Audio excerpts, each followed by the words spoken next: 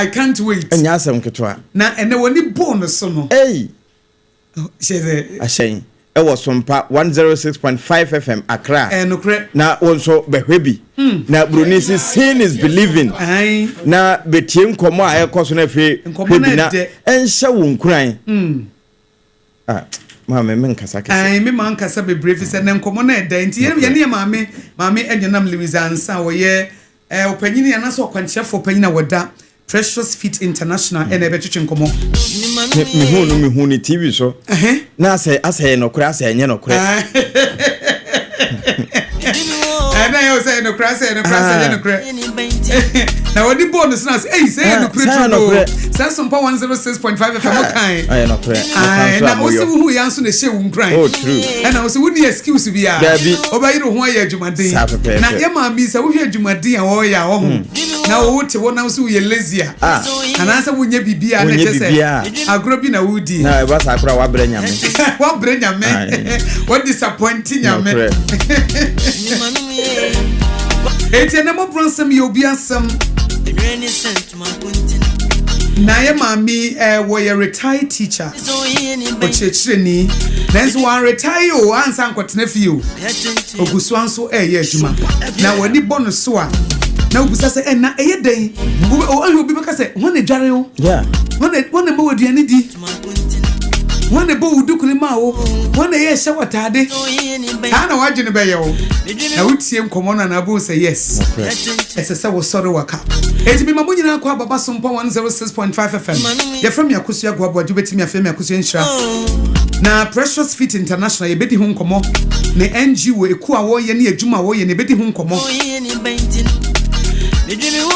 Na mo ebreso na se mu di mo birthday a na mo pese mo koye donation na mo nyina mo di donation ne ko edu mo birthday a obi credit me for sister Akosua me ko di me birthday wo mama baby na me nko mo nyina me direct mo na mo nyina makọ ho na mo ni nkwara na ko di birthday ne wo ho na mo bi ese fatana na mo di ama wo mo na aye fefefe edu we di apam me mfa wo bebre na ma me nko na me nko ma ye mame akwaba ma Louisa me mo akwaba o ye na special oh of a bao that's oh of a pa ye da was se eto nsafre wo bae that's it na wo free ayenso na district na okokomu saa e dia beduru ha ye ni aso na wo simu gine so ne fe ye da sipi na we di apam se de midi kankan na ye ne maame enyenam Louisa nsa na ye betwetwe nkomo na maame musa wo di edi kan o ye wo no na wonsa wo ho anase ye wo na wonsa ni ho say ya de wo me ya wo me 1965 wow wo Volta region ekrobi a ye friend Peve okay mate Peve da na sa time no na a big agric station okay almost seedlings ni nie keka wo poultry farm kese wo ntina che se kro na nkasa na very busy enti ye no na me mama so efi ahemfie anase of royal okay enti ye wo me no na fede kro na nkasa ebebotoye efi se ye hu bida enti yabo twene so se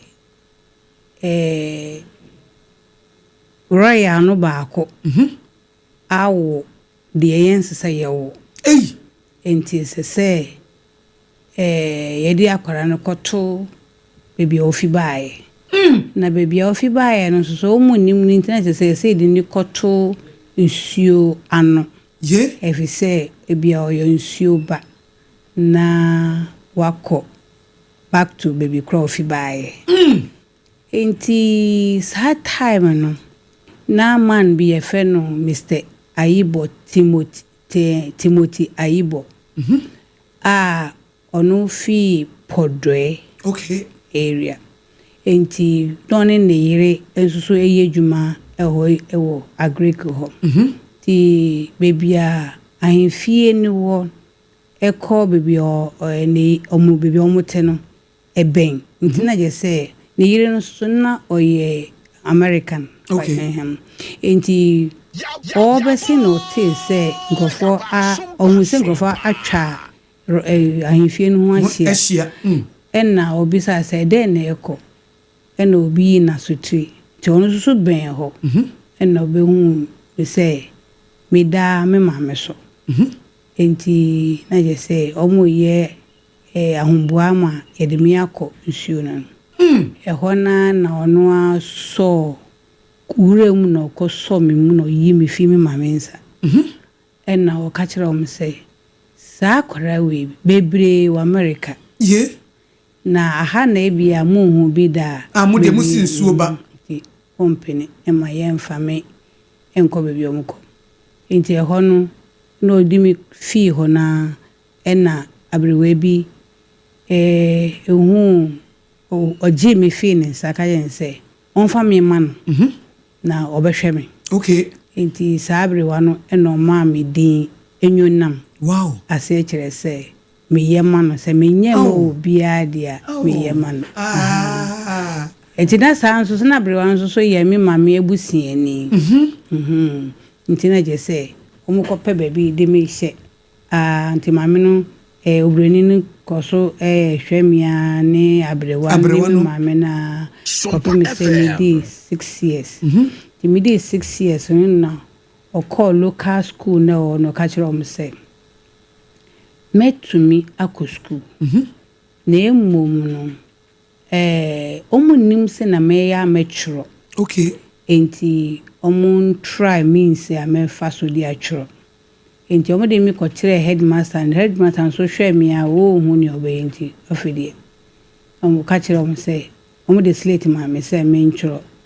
Na me so sum asakwara obako Akosua fufuro. Yeah. Enti ehwe ya mo say senate dia eni omo fa me koto ono ni office. Okay. To me ni koto office no mo lock me. And omo de slate. And two table no so. Ena omo nyina pie no mo say se manchura omo mie me. Enti benchuro nto omo nyina tete epon na chi. Wa churo na mesu wa churo say machuro. Joba na je say my slate ne sifom. Ena me de me nine aye scribbling. Wow. Enti omo bie me no mo say machuro bibi. Slate no so.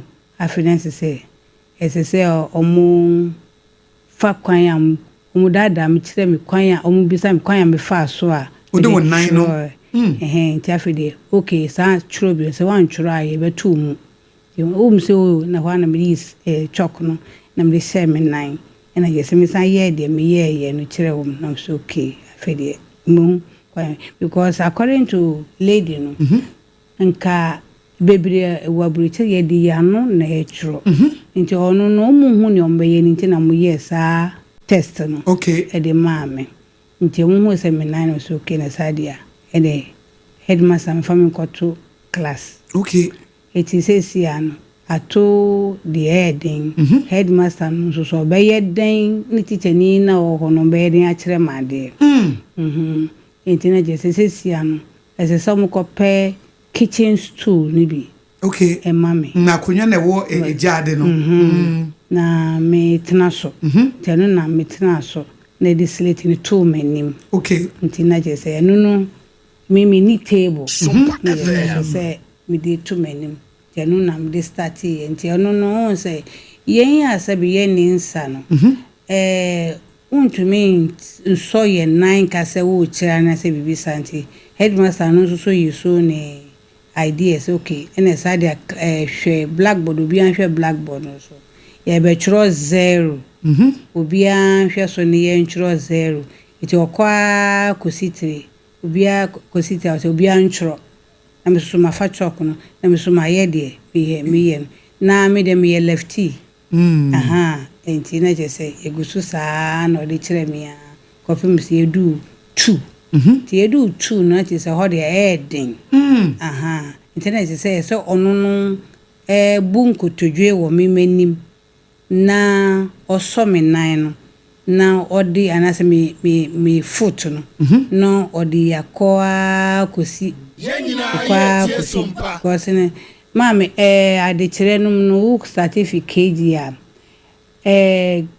two no ne tro ye den. Okay. Ma akore bia nti yes no dey start ya me hu ye. Naja we dey tua so a nti edu 1970.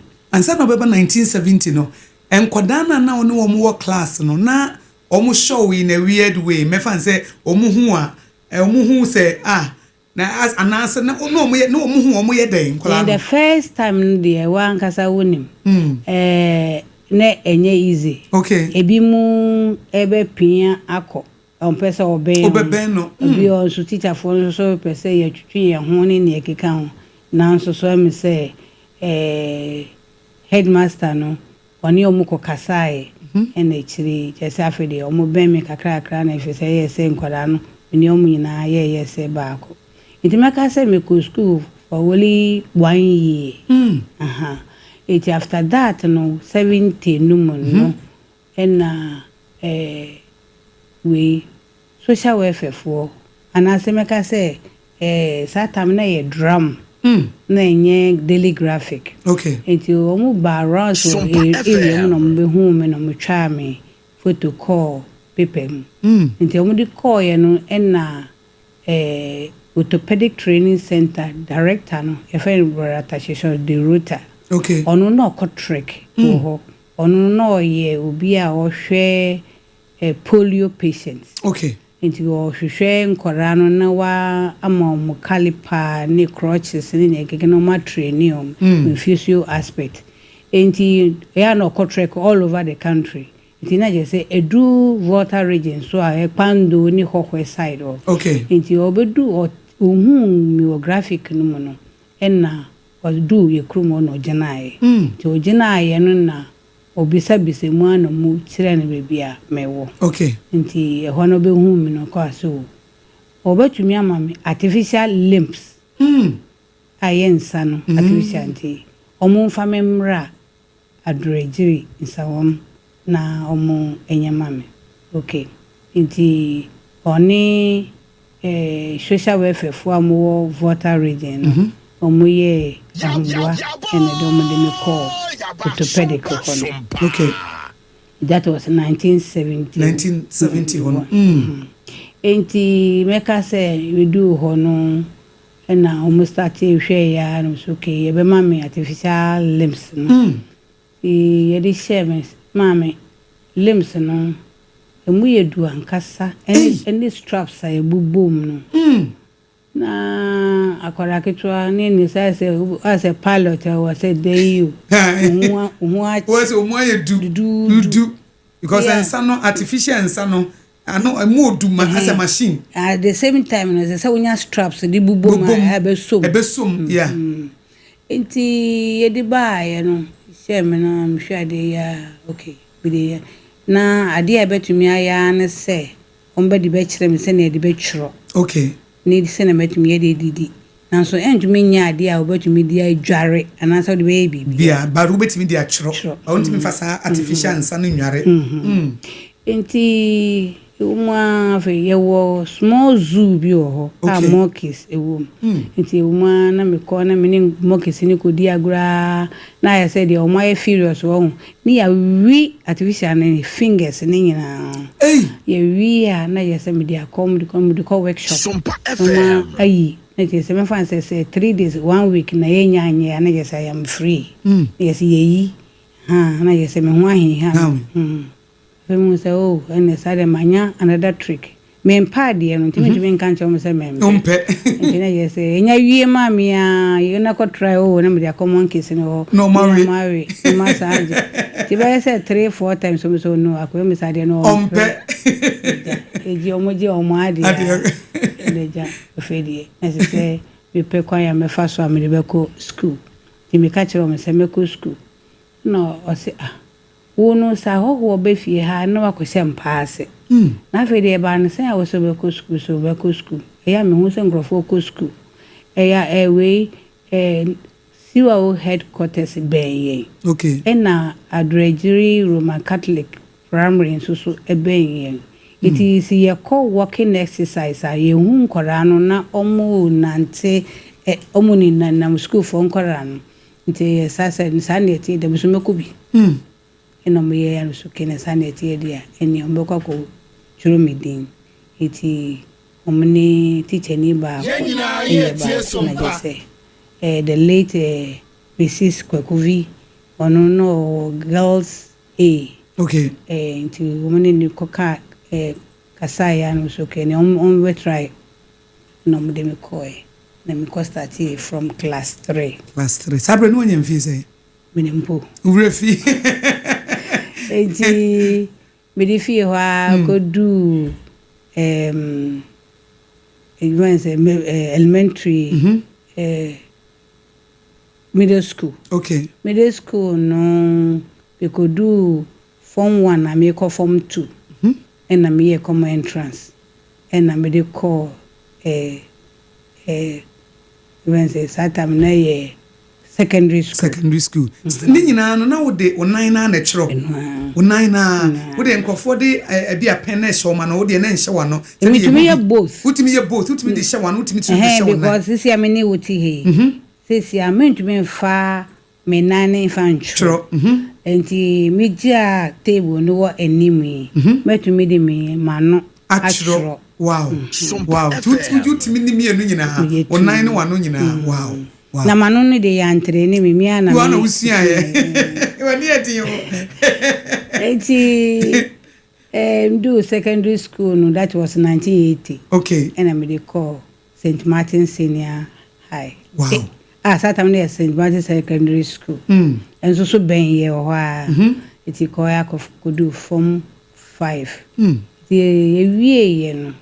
Now me person me yellow. Wow. Name no orthopedic no. I say yedi me call special for de me call ye ye ntua bibia mame. Okay. Enti I say omo ano mo hwe me. Enti ye hwe ye nso so de sika omo de hwe ye wo ho no. Omo tumi fa ne nyina mfa mame nko fense 64. Enti ma mfa nko ane ntam sika ne man se fakọ. Eti hwe ye anom so wankasa no unyanko we ni law school ni ekra na wankasa no nkora na ya na wo ka omo nyina abom na wo kire omo ade. Inte me say who you talented teacher. Okay. We ade anyame de ahye omu. Inte say ye be ma wako law no de ene. Ye ma wonko teacher training. Okay, wow. Na me say na hini ha. Menko da. O be law na. Me tre fie be ye fancy a year 2 years. Inte 2 years no na obi ka mothers ni be frame say Louisa woni masemi. Wa wo maame enibi obusiafo bi enibi edu ba ha no ya dawro ma ema ne wa ba dum pempe so yi se wa ma o ma hwew ama wa nko training college dia ne na wo ba ye den de nti obuto mefua na ja wajire sesan bishop ba ko so be mu no be kasa yam so ke Bishop Ando, and so baby can is okay, and sanitary. Okay, Meko. Into 1987. Sompa FM. Teacher training more St. Louis Training College. They will come as no. Hey! Because the entire St. Louis Training College now because they will come as no. Sana me so unse omo primary school Roman girls and St. Louis me fan say junior high school yeah been na me miss me wo Roman girls me call Roman girls junior high school and na St. Louis no ntina training college no enso so wo ye chi etina mota akra ba ho be kire ya de enti ho ne me ye me we attachment. Oh, yeah, attachment. Wow. Teaching practice. Next at that time now we call St. Louis Training College. Now your first time I walk Kumasi ana. That was my first time I walk Kumasi. Wow. Wow. Now udru ona but school omu hu say be a me friend principal no ne ade no o man questions na ubetimi aba kwan be na abefa so a obi a wonsani ho na ubede na ho baba bi kira de no baba ye o kirikire ni on say reverend sisters nso so wo ho enti omuni ni omudi nkita ho enti na de na eye omudi kakra ne say me den na mini omu abomu wo dormitory enti later on me be do ye no mu ma me be di kind by ho and about 2 days and sana ye bi school wow enti me ko na St. Louis sisters na ho for 2 days no di me rekwana me ka se ho na me kwakota okay enti wie na ade be chiama ye di me akọ dormitory no na ka se nya ha na metrante me nko dormitory na nkasa na mesira mo say dormitory net sen nti omo de me call na me so okay ene omo ma me 1 cubicle okay because cubicle na me say nipa 4 na ewo ne mu ba ko omo ma me 1 cubicle wo na me nko am yuso na omo pene ma omo de me ede maame nti na me nko an bo 1 cubicle na mu cubicle no when dormitory no so okay ti dormitory no so ntina yesi chiche mu na yesi ja miso minya ba ko se bi obi mu ben mi afan ntina yesi anu ni the only priority ayede ma okay edware toilet bibia meni omu na she wow enti o sorry and one na udware one na call private obi anso mu obi amwa o it is said the students no ho no obi live in life no na won so live life sa anya challenge bi ama the only challenge anene o ho an say on say ye bibu for sabe ye bathroom ni ye toilet ndi bia ye ni aya enti se me kwa akodware as se me sorry ntem me sorry ntem na che se me bucket e paint bucket kakraka ne bia okay nti mmo se me mianka se me ko se nso no ma nse na be ya me di e fa be roro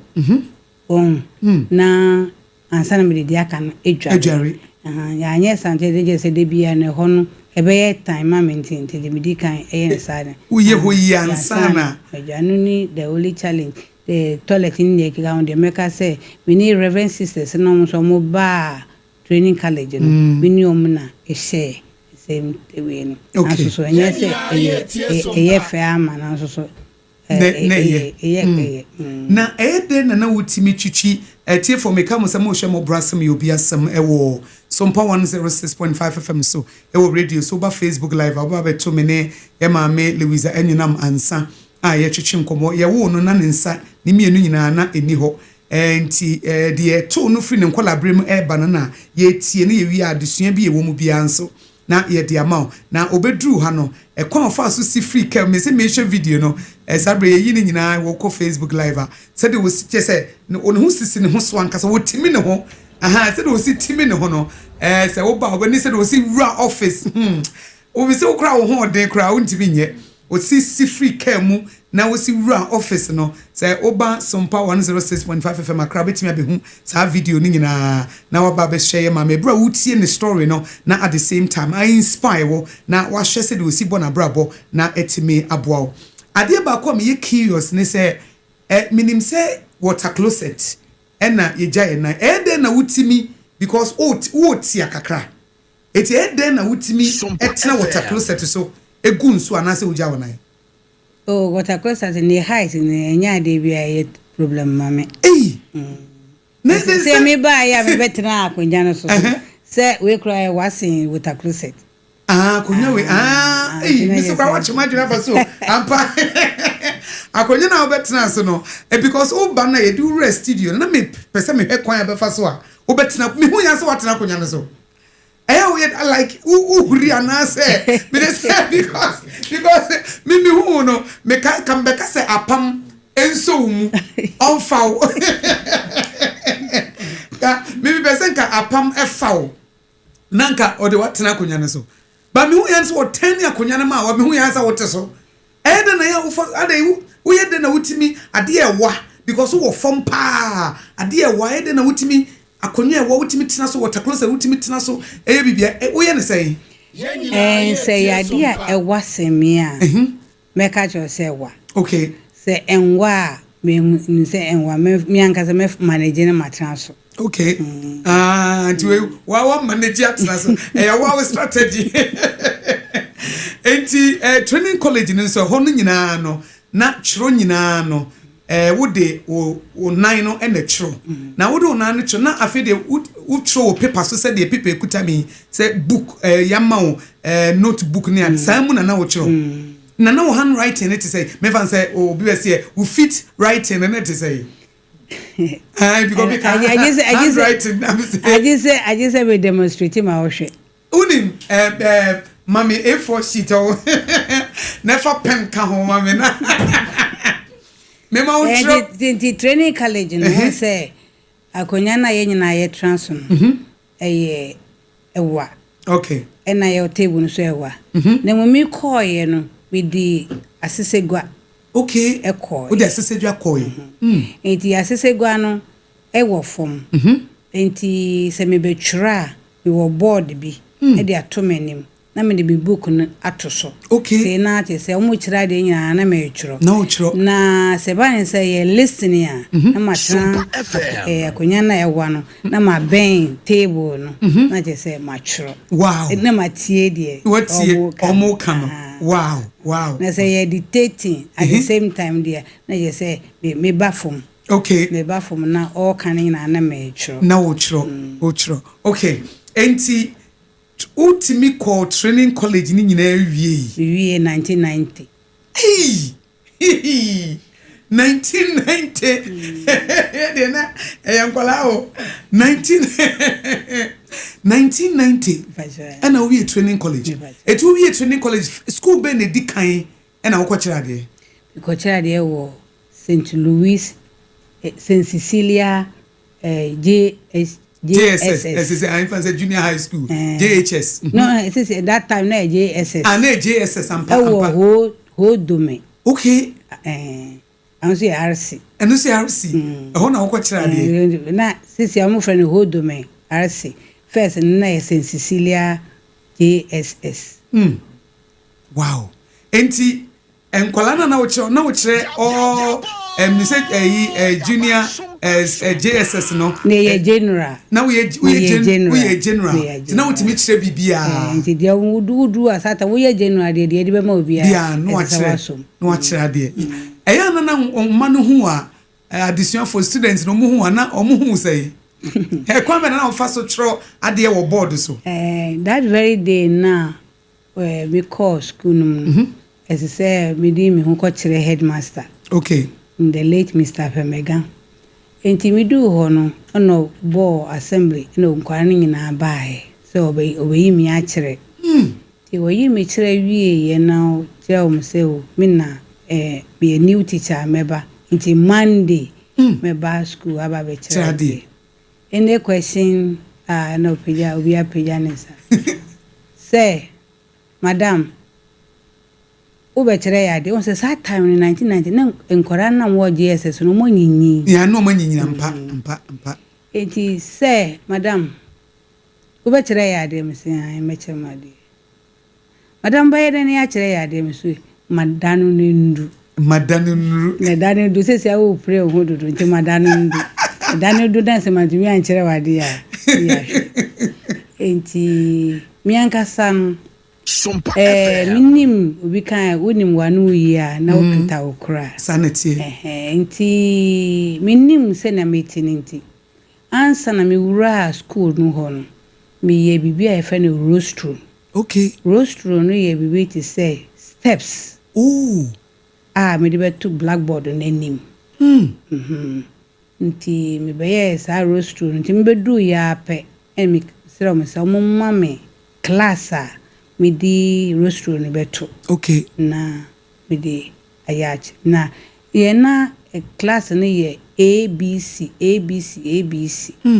nti me sere headmaster ni say san my yen say one place am dia den beto there mesene say say do me subject na nkora no ma rotate no ma back class ho no see you enti do me lessons so that time no we started chere say need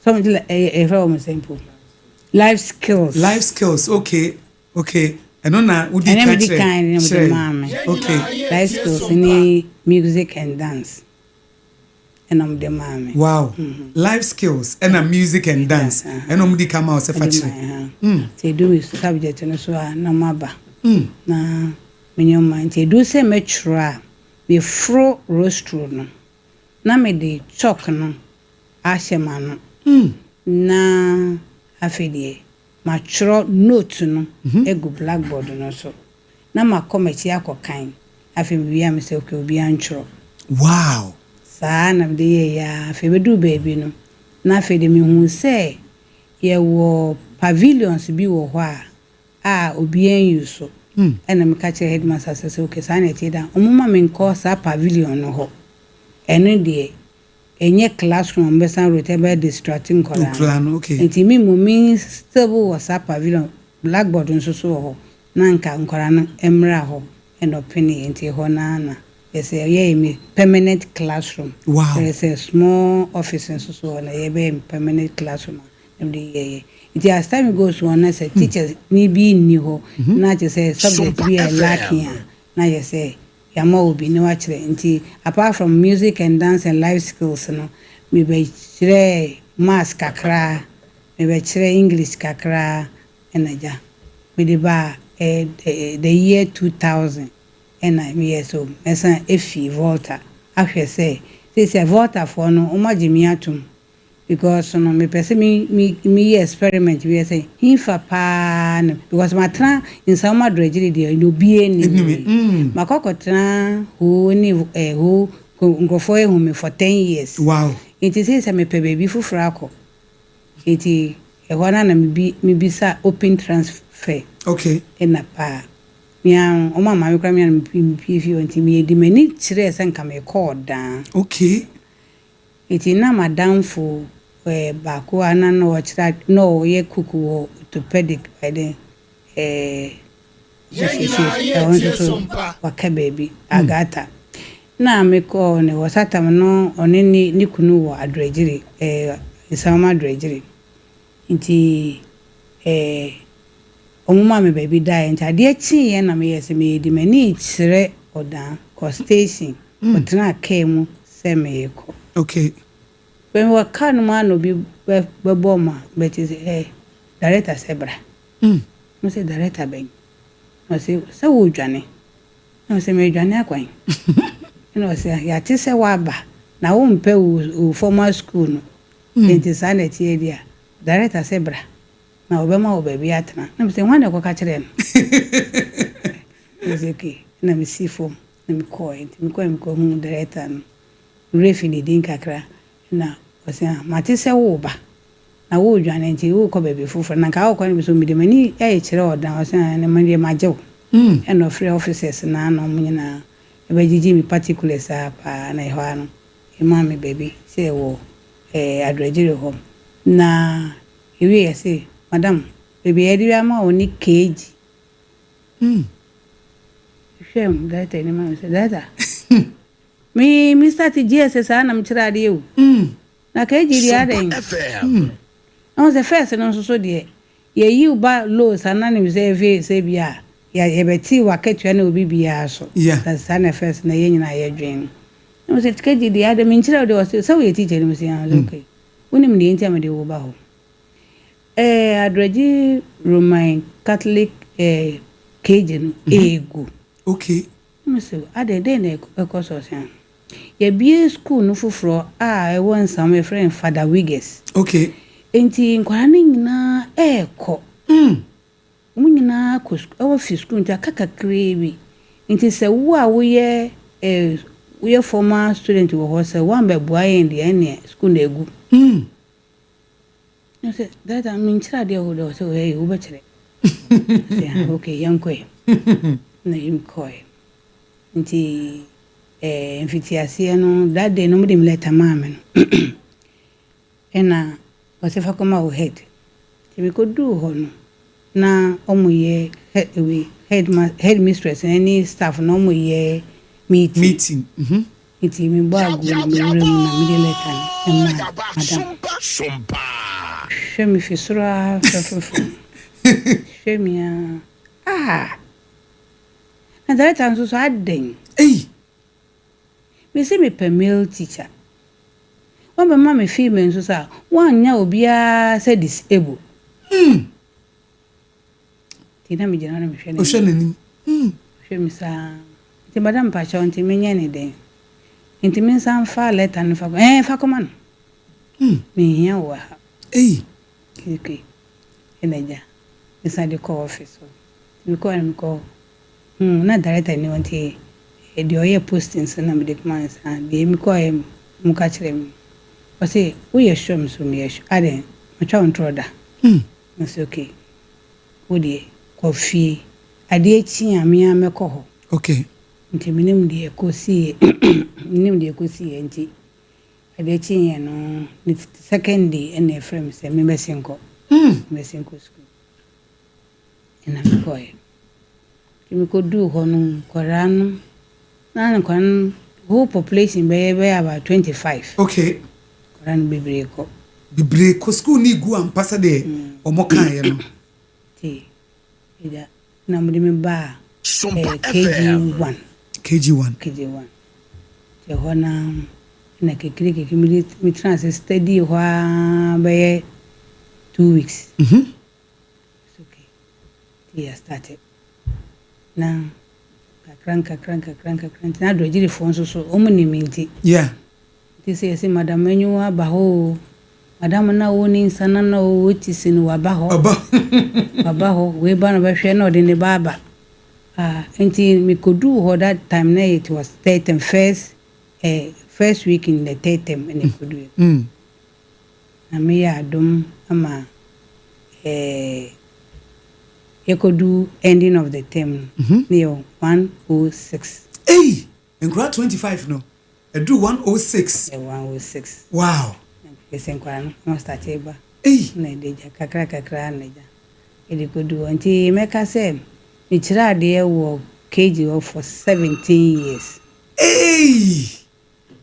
the 17 years in kitchen and na fedi orthopedic na o motete me no head mistress na ono so okọ retirement the year 2017 nti ye pe petite ni a obaba be she na nem to mo hwe na mo se we credentials she say obetumi aye head nti sanko we ofi bai na mo kurare de na ya na mo yem se ma fi ha say me pe baby fufura ko me sanko baby go sa me sanko me manem okay nya hwe yenkwe me call hon so in the 2017 na eja we got orthopedic primary school ho na me ko me wa confirm say we call retirement ne ho no because ye head mistress for the me say 7 years e ko 8 years na mama call retirement na etie for me ne mama Louise anyu na mansa na echichi nkomo ye retired teacher utimi call training college wie echira de wie call retirement enkwala wo kire wo ma de biti se KG4 Sompa we obi hu a wo beka se wo sani ho we beka se unam na se wo tetetete saa ade na ya na eye wo sa na se na why you used to ntie shada mean anything affect you in any way ana mami ade ba ko ne se ese se wo hu se what did them uni able people no yense enti ese se wo ye wadwen se niema bia ebeye stigma no obet it is say we ye wadwen sa na na wa ye say okay nti se bisa me question we fa we hu a meye ne de be de na say wa unnim say omo ye ebo no no omo nyepe debi eti say de bia wo a wadi dem say hu sa say hu sa wo wadi dem say wa anye ne sa de de bia no owure be ho that is say hu sa no omo nyepe enti no by all means nkofo be hyew and by all means nkofo be busa won nsem enti enye wonwanwa bi debi ti me call me first station wo say enkoran then ye mbisa me insem nan so me yomanu kwan ya ye say ebe ma won say uni omu nyepe nan so esa na wo so ye bo na keji kura de ni kura na ye we no anti na mbise keji no baby I would 17 years no akora ne mama nyade ne ba first one nya churo ne di wi o ti o hwe o janu ha pe o susa na mba na mtikrokro na bo show sa na mama no madam yes memo baby baby madam usawa hin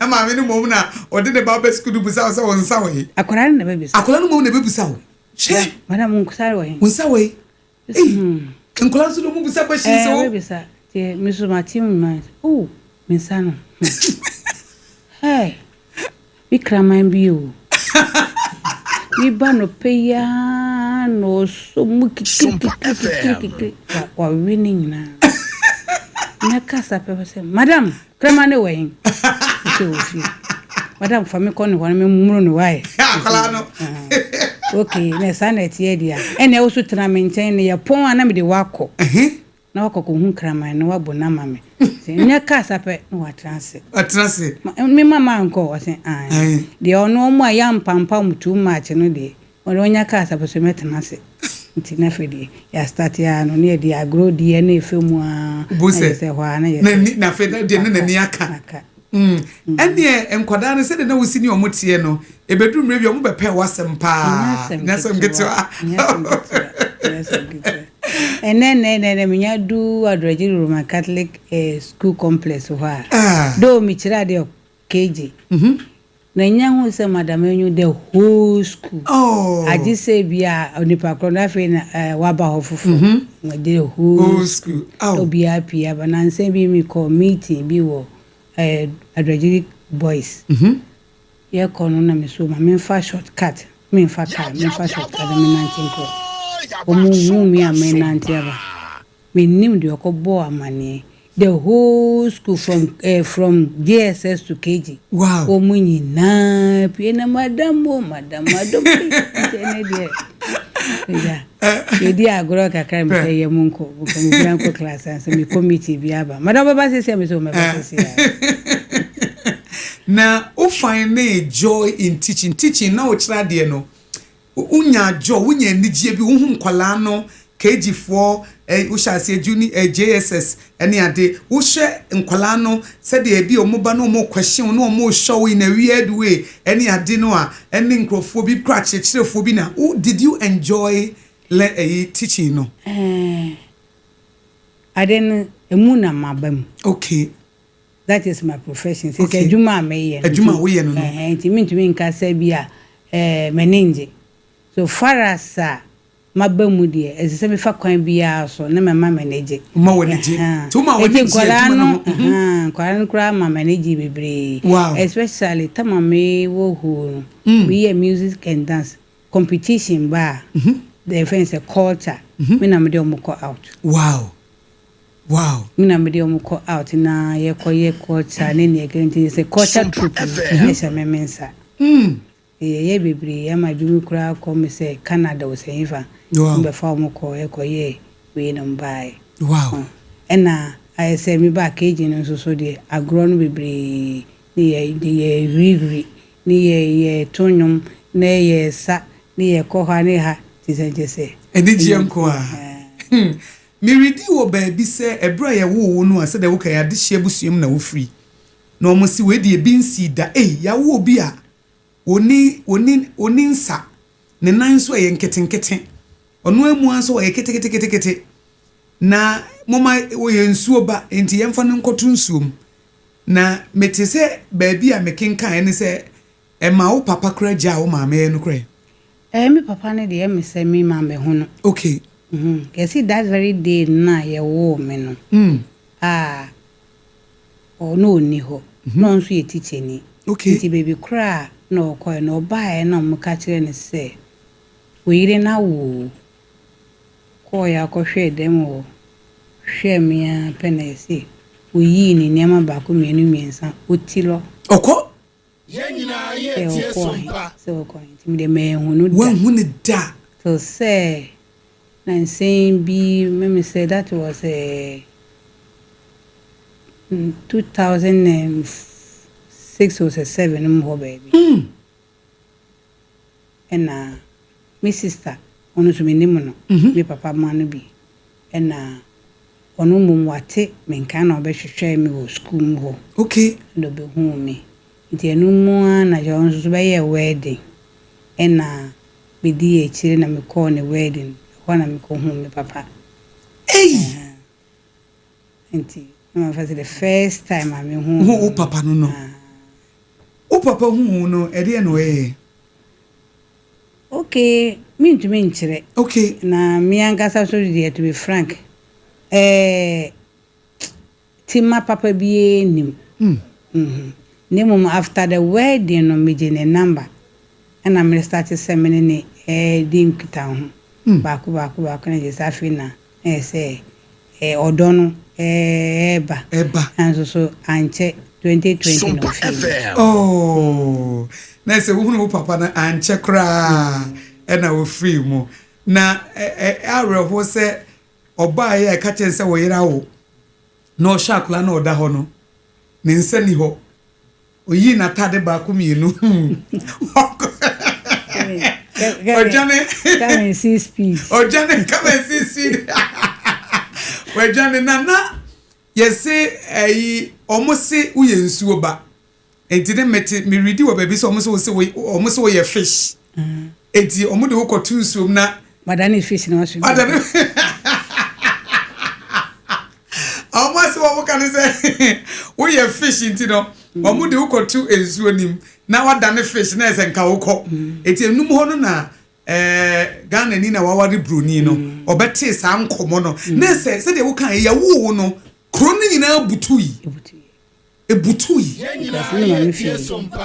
mami fra hifie tum se die nie ode hye bade ne wakofa abai enti we die ese se ya amamere na yede ne tunsuom na ese nanka yede ko tunsuom de ye kunkura wo ye to atwene se ndre no omo de se tete no se wonye normal bia na ye se wo fi bebi na e bai nti se omo de omo bebi kra me fi nti de woliti ane se nsuo na bi emu na me fi bai wow mami musa wawari bacho debi wawari da me enye aware pese okay ade ba ko ne se yen ya sabi yadi dem no unsore prekupe enko se obi enware okay ese se wode wadwen tutun kakran so nipa no de wote no ote wase odo ansa na wankasa hu se nipa no odo wie ansa na bia wode wakase bia konako wa okay we need be matna say for 15 good years one be sabe say o papa wa ina me nkoye ho ade isusu ma kan chere say koye me ho ade da because na won say o opportunist because wo hu say we obi a wo pa adwuma nso ena wo so onna mabontra wo sese didie because we are professional teacher oba ma kwan mu nso na masimi dan nti mina me de mi dan mina me ko fa ne betena me de obetena wo dem na wo si wo dan eti wo hu say because na say de wo ke wan kan chen say won ware o but na wo hwe se bi obeka se wo maame na papa wo maame nkonam koye ho ade a but wo hu say wasi wo fie na afei wo to eti no e ho de eti se nipa ne ba na se wan hwe yi a obetimi am wonya broken heart da do David wow because one sister ade ba ko ne say Ese se si na wote na ese se wote wo hu ase. Me na me pamu no nyo no ma okoye. Wow. Because when we say oni odo ma me. Me ni wote ho. Na wasore wo mpratwe. Ne wakọ akoda ho amade ache. De bia nye dako. Wow. Ente ma hu se nyo odo nti na oba he. Etu mum na apamo no. Oh, ntem. Na what would I? But you be never. Said you sit no. Ebra be man na won na te no. Na wotimi no da. Oh yes. Hey. Obi enko Na nso so nyine mu nyina na me de study niam. Na wo de shade. Said you say nyame na ye mamma ni na wo. Amanyinse biamba. Enye saa enko fa saa kwan no so agi me japade.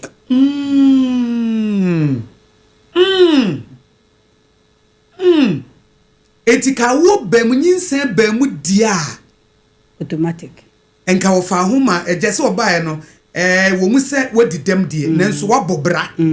Watimi akosku awie ako teachers training college awie abaye o chechireni professional teacher wo chira de wo bo homoden akwanya biebie ma wo wabaye ne ho te se de wodo wo enso wo ye na se dabi mama study na hwa de wabetena wo fie eti nyinsan ama tiechire na wa wo se beme na pake oniema na anya nto anya ntia ne free fie hako said ye would sit here no a doctor for ema hu se wo ye obi a obetimi awo ma hwehwem wan hwehwem ba na ugidi se obetimi afa ye funu no wawo no so ma hwehwem evi se mi obi a me pese me ko ya mu bebre okay me die na se me dwen se onipa na me ne be wo no na want me anhwe me ne me bana na me anka sa meti we meka say sometimes me dwen me ho yeah na fere be kwakwa say akwara no so obi be ka so ye bastard obaye say ene sa anya yere ene pamno twa no en ho hwa na nye nyina na ye ba wi asese ye mrambe wo na me no manwo a nya dia ye ha me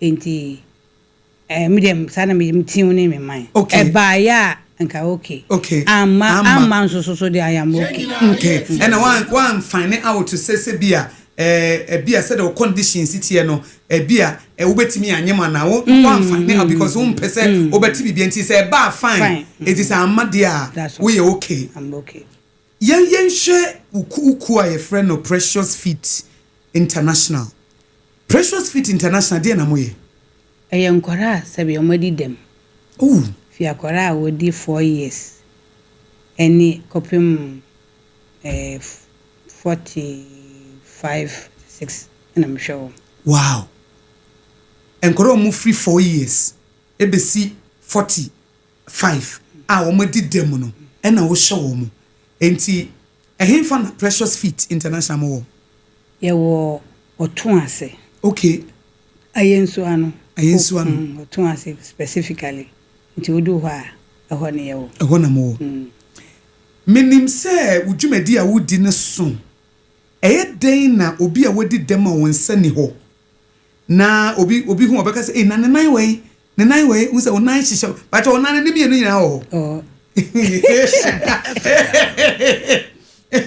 onan no eno na wodi dware bibia eno na di twitwi usen eno na di no utrim eno na wodi sra edi ye bibia wow emebema Jeremiah fa A4 sheet me se utro bibi ma me minim se wotimi de wano tro ena mitimi wotimi de wonan so tro na mpese wote ho nti no wo de fakoto wote woti mpese wo de wano tro ma me pese utro bibi wi na me amakan e de a tro ma for na me de a tro Facebook live na o ma hye fa pen ka ho ma no na a position in such a way say obetimi wow aha mo share Facebook live no mo share me try throw myself school was there cuz say I say throw myself na ti de we throw bia we throw ya na wow Yenina ye tie sompa.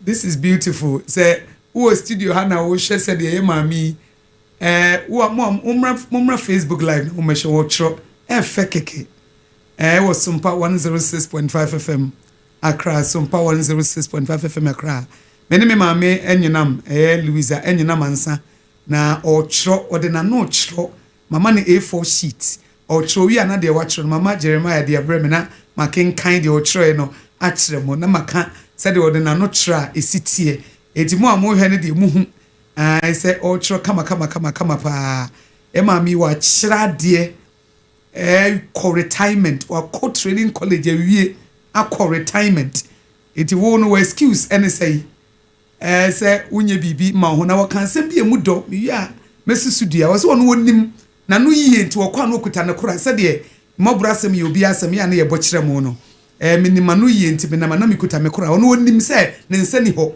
wonim se wo ye disabled nti enkola hia no na ebi omo sere anase wo mu busa se wonsa wo ya ono anya na nwanwa enti wo se fa hye wadwinum se wonte se omo bibi omo ye normal no Jeremiah fabre me na menkan apam dia ye no nwanwa se we chat wo be ma yi no de ato ma me ma me hye wow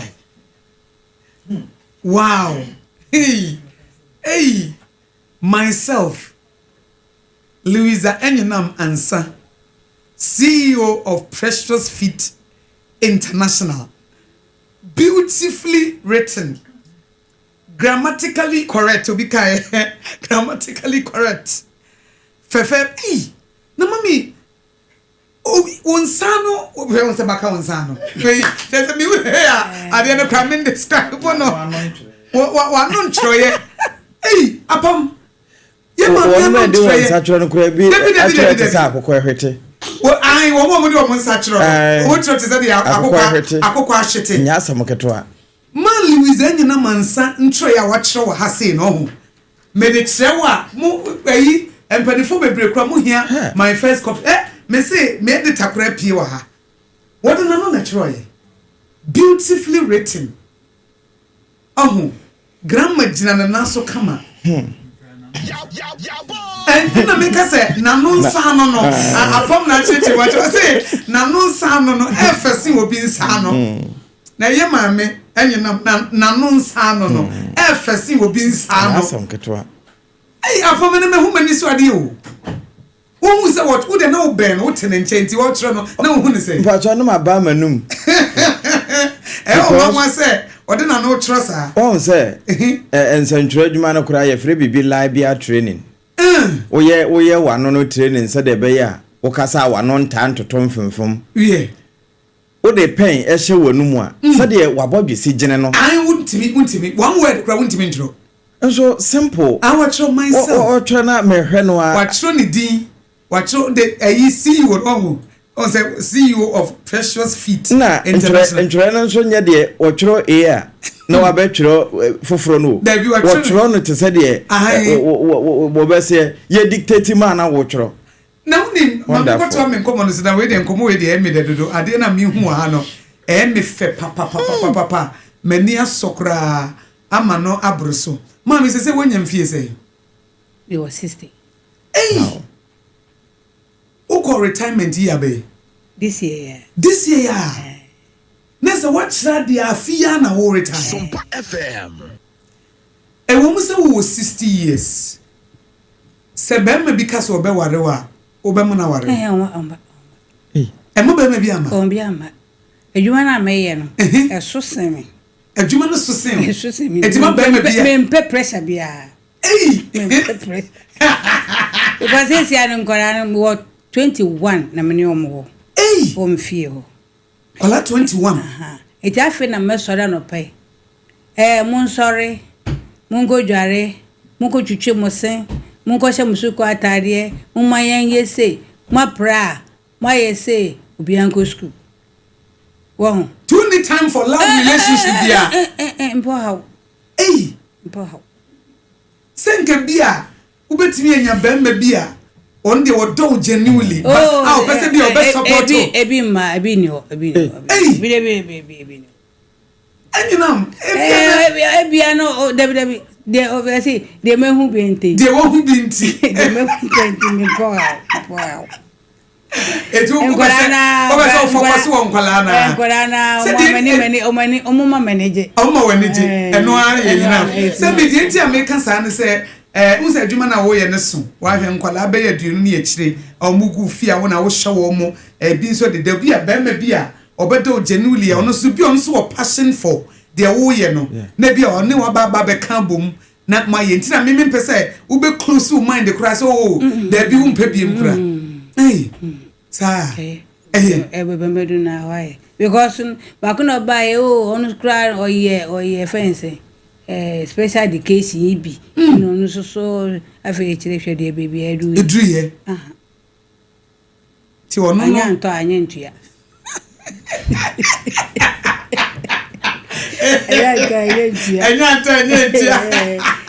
fe na nkora na me kwakoye benku bia mo se wo de mba me pe benku ntafe de me pe fufuo bi edi na fe na me so me kwakohwe se de be banchi wo ho banchi ni ho de mpo ha enya ye di benku ani ye di ni ada and because bia na nkola na be ni nwa na me di on pe be me bia na me di fufuo na me di wei me di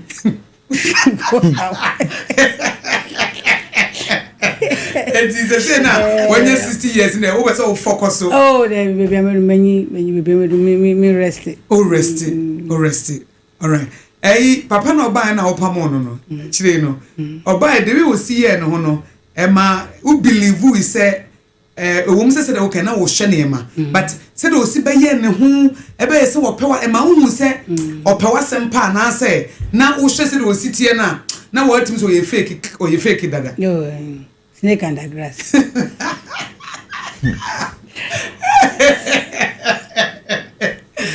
Mama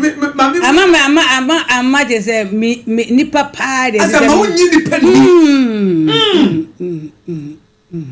ama wonyi ni pani on trust ni pa because of ebi kra on say obi betimi aba wo life enyenam na wa be ye no ho te say ase angel it is sansan ni pa de wo wani say na do ye we nyina anti no and at the end of the day say adwina na ete no wow we nti na say Kristo so mu no akofom yeah because ni ba na be ba be kana ni ma chenya me sompa esusu na adwemponi wo ni tirim and na me tie o story ye be wi amema omanfo mo mpese o mo ba precious feet wa che wa chira kwan na o ma ba ho na o ma ba bebo me nua be ma bi frame say ne birthday on the book na to on the oba precious feet nyame ya adomo a emse on Dr. Blessed Foster birthday ni na ampe eti on the also obeba ho na oni wa ba beti bibia me do details ina be ma na obefro enti obeba no ne nkra na be di birthday na said okay we person focus on the children in your own personal life from unkola brim de to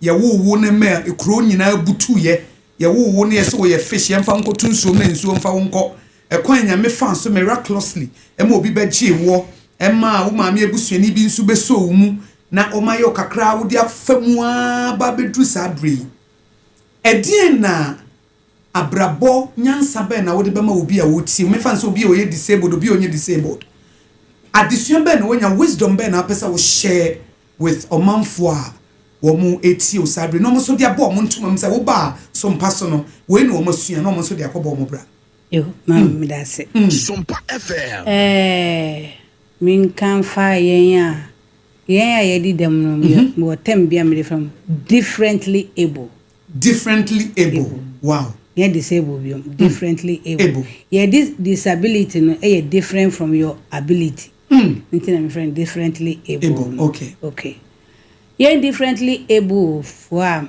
me tumofo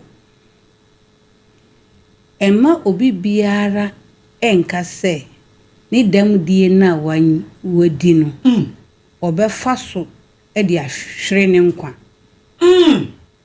obeji ne ho nkwa afiri ne nsem bi obia wo butaye bi nti a erade ni naba wiase obo ade no onim ni oye na ote di oye na ase wow enti wodi emfiti ase no ebeye den ne mum se wo hye wo sapo mu nsuo na fie bibi ye okay ye bribi ebia na wonya obi emfa wanko enim kakra ne mum no wo ba no hwese mi den na ye mi talent den na matumi aye na ye wo ye na obi behu aga se oh me bei ebia oye musician obatumi aye se obatumi aye se na ve wodi ko dan obi a wa o me so benya awoboafo ama wa atua na dwumadie na ho na omu a sabi omu eninam kwan ho a esresre sika eya de bia me ka kirom se yesi saraka kona koyi musuo kasaka gu usika no so ka yese na fakoma obi fakoche obi na je se onipa ni musuo no wo na woje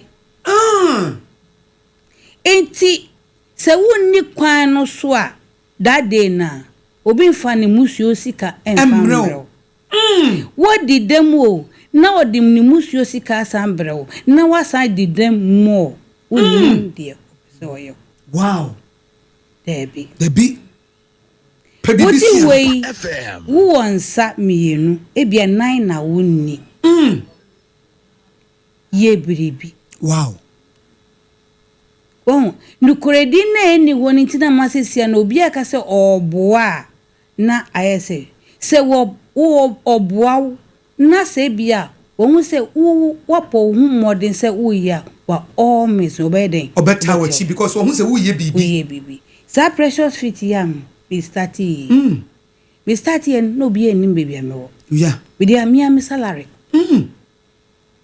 akora ni nan ni ho etwa ni nan makoko ya artificial amano otemenchen imana aduane di ye ko school ya na metwa school fees ni ye kika ho ye ni car aso taxi no na oba ni ya load ye umtise sardina na so ye go so wow kopim nansia September imu na miso be ba retirement nti omunyina mbe me wo oton ase ho because omu wo school na omu wo na aye Adwagye Methodist primary complex na ye ka se BBSC na me ka se mekwa mefa ka kodu na je se de besi enti saneti ye de munyina omu mbe me de mu ben me bia me nanti a edu school ho na matie de eko eti omunyina ben me na first na nka efa card bia we 1950 wow transportation every month eduane die MI school fees mai and I say levies in mai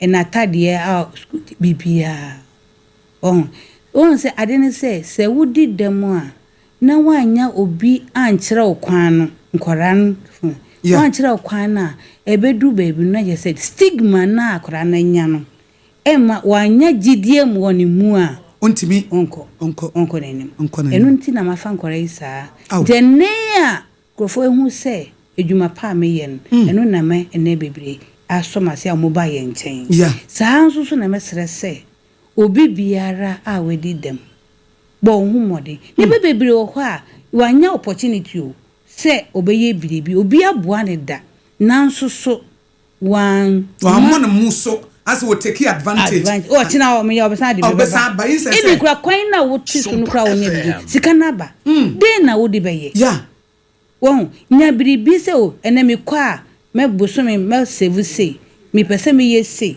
na wa start bibi na de bia wo ho no nya no wedi oya no wedi no nya no wedi nti ebeye den no wanya dwuma bia ye nti dachi bia se wo akokora na se wo abrewa na se wanya obi ampian na wanga sa ntumi ampia wo ankolore kwano so na no wo ye nden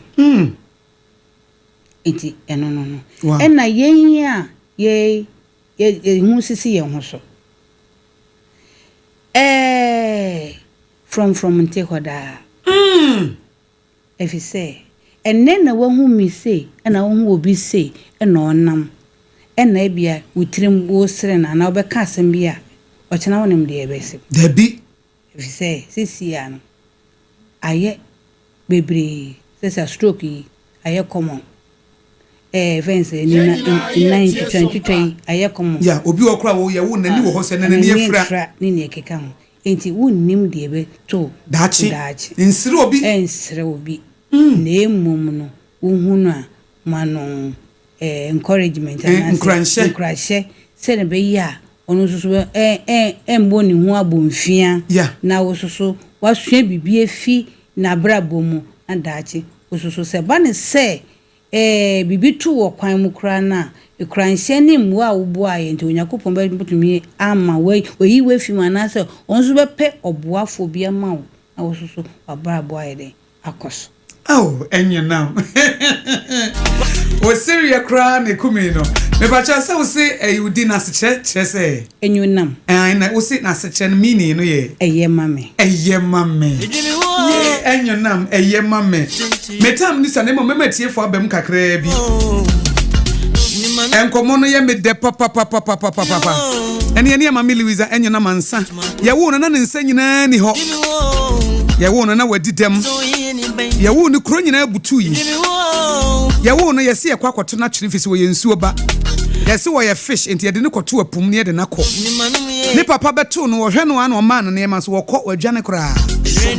Nanso maami etimi afamu etimi akɔ school akɔ training college awie akyira dia ma fi wa retire from teaching ene what the Precious Feet International ba ena enkwada wo modi dem te se wono a wo mo ni nsa wo mo ni nan wa fa wo mo ene wo mo so anya ni da so se munso mo betimi aye bibia ma mo ho sa story bi se na ne ye de be hye wo nkran eti wo excuse ni se wo nya bibi ma wo ho mi wi amema ne de number 2 gya na mo hwehwe na kira kwan kodi u birthday wo ho ebre so na kodi u birthday na opa bia kwakwa chaade akọ na ne nkwada na wo mo Precious Feet International no enkodi birthday kone kwa che wo mo bibi wo mo hia ka to bi che wo mo hia dan asibi ma wo mo na san kwada wo mo di dem no a wo maye mmobo no wo mo nya ni da office ebre bi wo mo niti wo mo behu maame enyenam no they will be encouraged 80 numbers amedi ye adwuma no ye 0260196064 0260196064 and 0260196065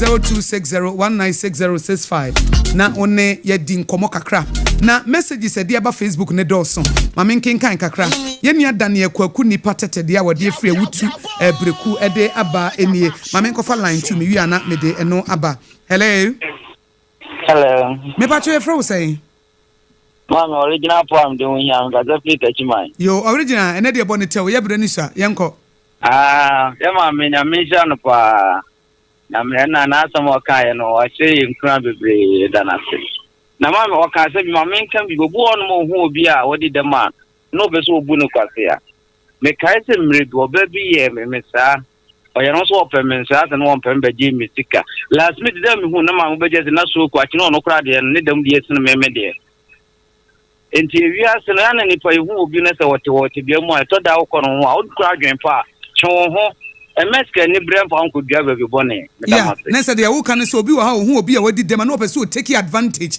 e wo nipa no ho ntia na wo se wo mu nyai sa de no wo nipa no no no na wo mpe na memma ne ho yes me dance pa me dance ma na yenua bra Foster wo se wow nyame nhira wo mami Asante Akosua ye maame enyina mo anyini cheme nanso mpese me fa na damfo me pacho you are welcome adamfo de say ye aware de oso wonware biem ti mo amope no mo nkama no ntum mo hwe na adwe papa ni utiri mu amemma me ya brante na oba ya obedi se bi nsamfo no hello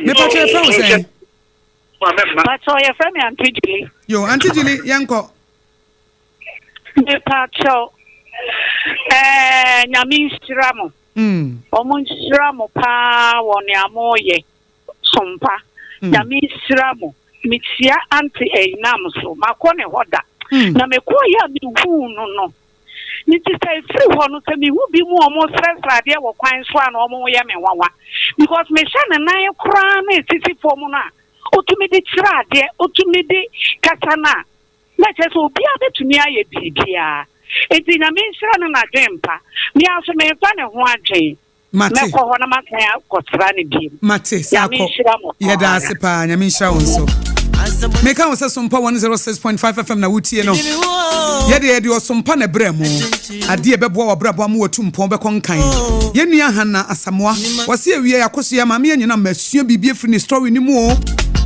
wase nyame nhyira no pa wo ye blessing to this generation we wo ye blessing ema ye say wa fan kwada wo madi dem abusua to wo mato atwene because one no nkola brem yeto no twene eti ono so afan kwada abusua to wo mato atwene ene ono so so bo asa nkwada no eti yemmo na adwuma pa ekuta na won fan kwa wieye efisa won say enka abusuafo no kan so wo ye nsuo ba na omde ne koto upu mu no okoya se nkenne enka yenya Precious Feet International enka enne san kwada no wo munya esom bisa enka enne yenya wo be kyira de masuku mpo ana egu esan gina na naso eti ya yemmo mu fi sese nipa no wadi dem woni nipadua no a eno nkyesa na adwene no edi dem ebi said disability enye inability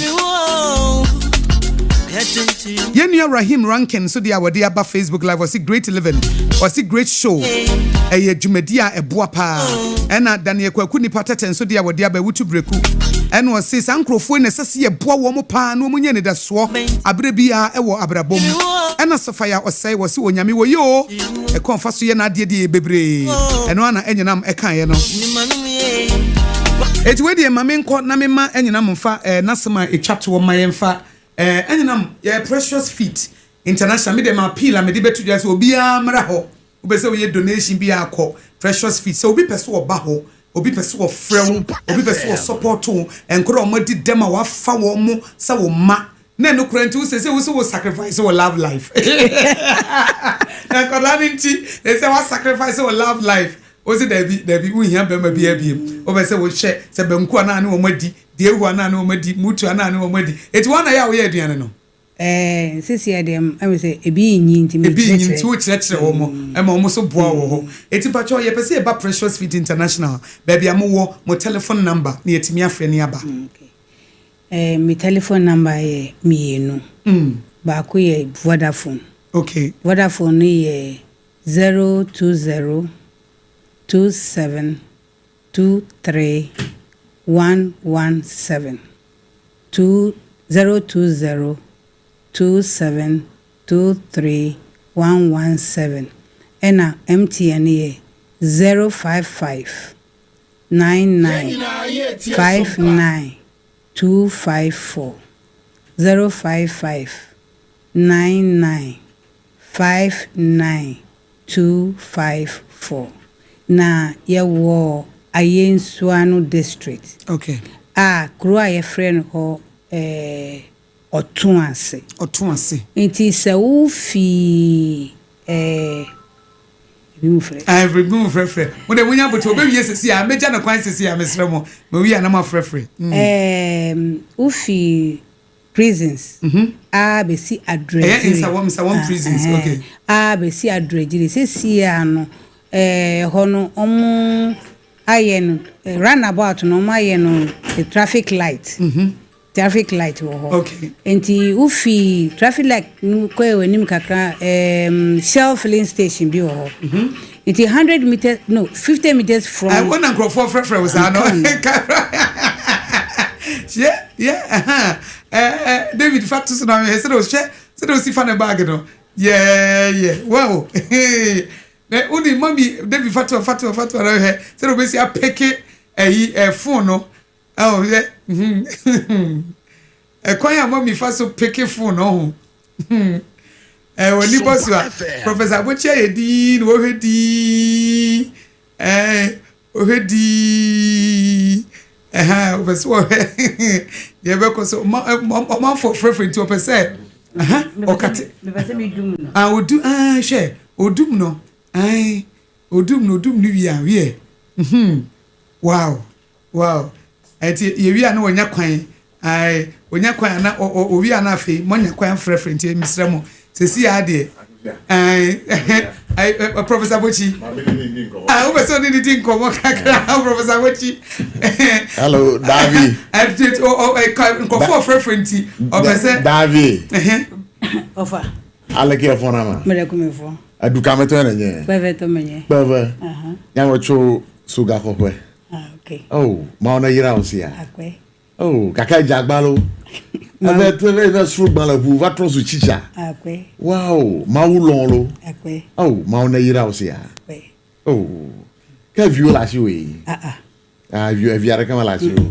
Ah, que da o ple fufu kata o chukpe ba. No nye chukpe, etonye chu agoti mekpetwe. Oh, kama ona que agenfi are fikenele. Nimele gembele nsam. Oh, nsam bu mwene la. Nsam beyond nsam mele ayenswano district. Otuase. Otuase. Que fime ne chuva ya. Oh, mother yira osia. Akpe mo so akpo. Prof no.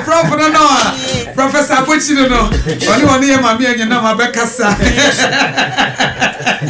Kasa bia wote. Hey prof, Professor Aboagye. Kasa bia wote.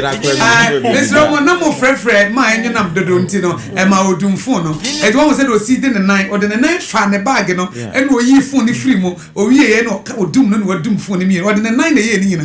O de ne nine dware, o de ne nine didi, o de ne nine ye bibia, o de ne nine chra de. O de ne nine no aduane.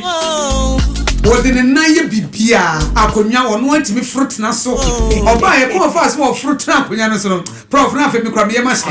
E mi na me ka se apam ma na so mfa na tina akonwa no so. Me hu ya so wo te akonwa no so dadaada.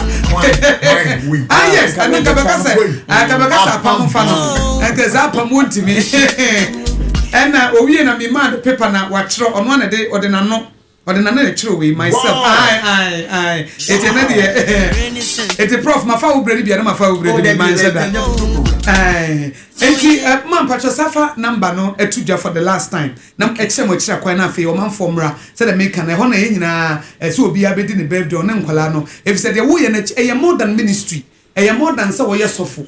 More than bibia etimpacho fa o numbers ni to janesa fa location e ka ona fe me ne wawie. Okay, yo mpacho me say number ni ye 02027231117 02027231117 ena MTN no ye 0559959254 emwe bia kitwe bia nswa Wie nti bia mbenye bia mfambra na de ehia ye pa ye ka okay ani bia dan na mepese misima nkwala no wie mate ye nyina ye beboa mo wasi ndase atiefo ye ne mame enyenam Louis ansa ye ne no na atwetwe enkomo ewo Mọ́borọ Asem eye obi asem so wono ena eye director Precious Fit International ye mame wode ne nine na no eye bibia wo wonsam ye no wo kra wan hwa wontimi nye na ye mame Grace Gavi or say a strong woman, God bless you enyenam ena Rahim Rankin was say God is indeed in control.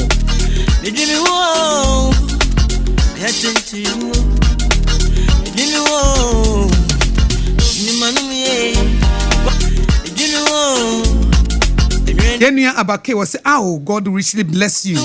God richly bless you." Now Robinson Galaxy and was say, "We a strong message na modiama ye wie yi.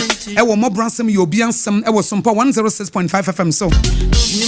Na niema ye ma me wo de ne nan ye wo ha ye hye no anka I wish say wo TV so a wo hwe bi. E be ye wo fedodo. Wo de ne nan ye bibia, wo de fa ne bag, wo de ne bag sen ne kon ho. Wo de numu nsuo wo de dididi, wo de dware, wo de ye bibia, wo de twetwe ne se. Atiefo ha ne de Mọ́borọ Asem ye obi ansem dwumadi ne besie. Eti bomodian se Precious Fit numbers no modi 2 dwa no nso betimi afre. Na woni omo edidwuma Mọ́borọ Asem ye obi ansem ye production line nso enie ebi a wonso pesa wo baso na wo beka wo story na e show manfo nkran se de enyenam wode ne story a hye ye nkran no a eye 05094384663 eye 05094384663 eye 05094384663 inspiring story encouraging story na wonso so wa frɛ 05094384663 na wo fra na wonso wa ba Mọ́borọ Asem asem yobi asem so na woni aba ba twetwe nkomo na ebo mo hya nso the Precious Fit International wodi woni be kyerɛ ho na woni ya maame enyenam Louisa Ansa woni no akwakodi dwuma na makɔboa no na nkwada wo madi dem mo ne anidaso no wa ma wo mo anidaso aha ne de Mọ́borọ Asem yobi asem dwumadi no esie ya fra me Akosua Aboagye betimi afra me Akosua nhyira na me producers eya pam ohene yere Jeremiah social media platforms so David and etiechire me sorry ape na Professor Aboagye ede for God and country eba Professor Aboagye ede for God and country eba na de na echese wo beti ade emu do ene Aboagye's voice no so ewo ho wo be kyere na dwena fa bibia emu edo ho issue ne de menim na mo wuti ana wo behunu owie ya no mu pam ane de hot bite kasebo no aba kasebo emu osham ne emu de 5:30 na ya tena se kosi 7 pepe penso na prof ya prophet ba ko pe mango day no no so atena se no the third service no aba owie ye na du ba ko ekosi no nkono nso na osofo solo nso e the last service no aba Akosua Sompa 106.5 FM radio station wuti a wo bɔ mase be ye hye wo nkran ye boa wo ema abrabɔ no wote ase ye din ne ye honam se eti enye bibia keke enye sensationalism eye radio wuti a transform radio encourage you radio abemu bua na wasɔre radio ye som oman na ye sanso esom wo ye frem Akosua Aboagye betimi afrem Akosua nhyira nyame ya doma ye besen hya eduada e wo Mọ́borọ Asem yobi asem kwaso abo abrabɔ pa kwaso afo na mo sisi ye memmu ho abofia menko ho biarada se wotia si die se de anwunam eye bibibo adasa wonso ye bibibo adasa